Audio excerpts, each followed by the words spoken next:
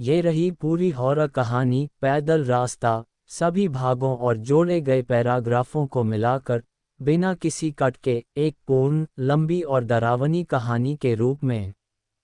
योजक चिन्ह, योजक चिन्ह, योजक चिन्ह। पैदल रास्ता। उत्तर भारत के एक छोटे से गांव बरेठा के पास एक पुराना जंगल था, जिसके बीचों बीच एक पतला कच्चा रास्ता निकलता था।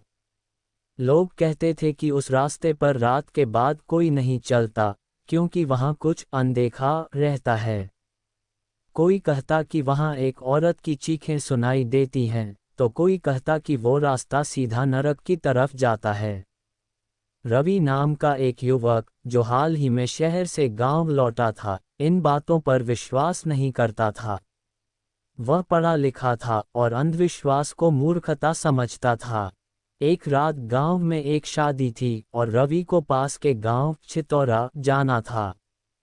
गांव के बुजुर्गों ने चेतावनी दी, बेटा, दिन में चले जाना, रात को वो रास्ता मत लेना। बहुत लोग गए, लेकिन लौटे नहीं। रवि हंसा और बोला, दादा, आज के जमाने में भूत प्रेत नहीं होते। मैं बाइक से जाऊंगा, आधे घंटे में वापस भी आ जाऊंगा। शाम ढलते ही रवि ने अपनी पुरानी मोटरसाइकिल उठाई और निकल पड़ा। रास्ता शुरू में साफ था, लेकिन जैसे ही वह जंगल के उस हिस्से में पहुंचा, हवा भारी हो गई और वातावरण अजीब सा लगने लगा। पेड़ों की शाखाएं जैसे फुसफुसा रही थीं। अचानक उसकी बाइक की हेडलाइट झपकने लगी और फिर एक झटके में बंद हो गई। बाइक का इंजन भी चुप हो गया। रवि नीचे उतरा, मोबाइल निकाला, नेटवर्क गायब था। अंधेरे में उसकी सांसें तेज चलने लगीं। तभी किसी ने पीछे से कहा, रुक क्यों गया बेटा? रवि ने झट से पलट कर देखा, वहां कोई नहीं था, लेकिन कदमों की आवाज साफ सुनाई दे रही थी, जैसे कोई सूखी पत्तियों पर धीरे धीरे चल रहा हो। उसने डरते हुए बाइक को स्टार्ट करने की कोशिश की, लेकिन तभी किसी ने धीरे से उसके कंधे पर हाथ रख दिया।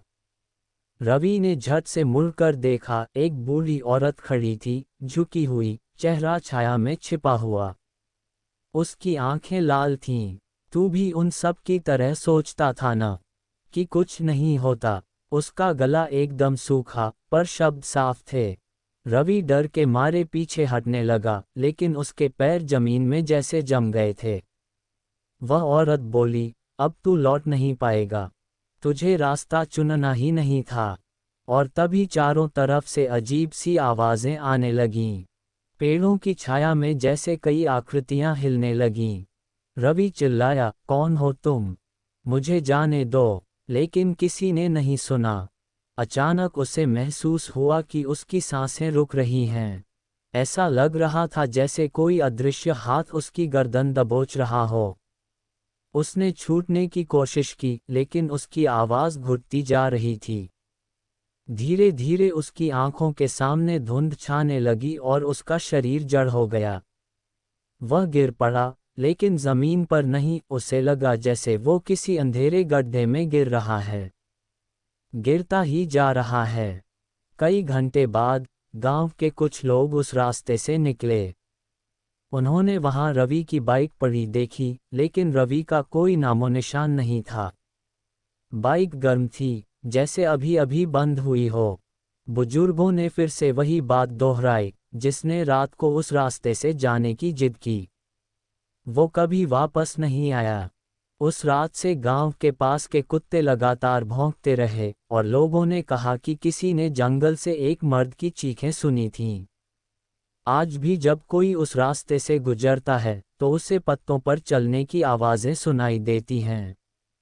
और कभी कभी एक ठंडी फुसफुसाहट, रुक क्यों गया बेटा? रवि के गायब होने के कुछ हफ्तों बाद गांव में एक नया स्कूल मास्टर आया। नाम था अर्जुन।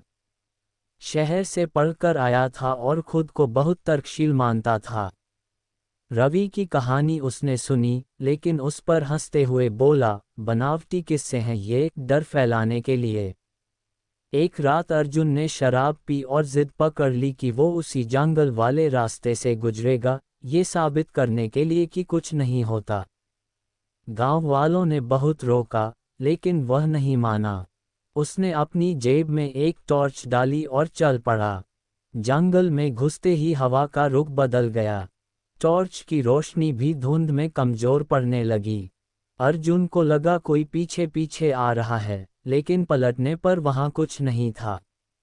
उसने हंसते हुए कहा, बच्चों की कहानी है, मैं क्यों डरूं। तभी झाड़ियों में कुछ हिला, जैसे कोई बैठा हुआ हो और अब धीरे धीरे खड़ा हो रहा हो। अर्जुन की हंसी थम गई।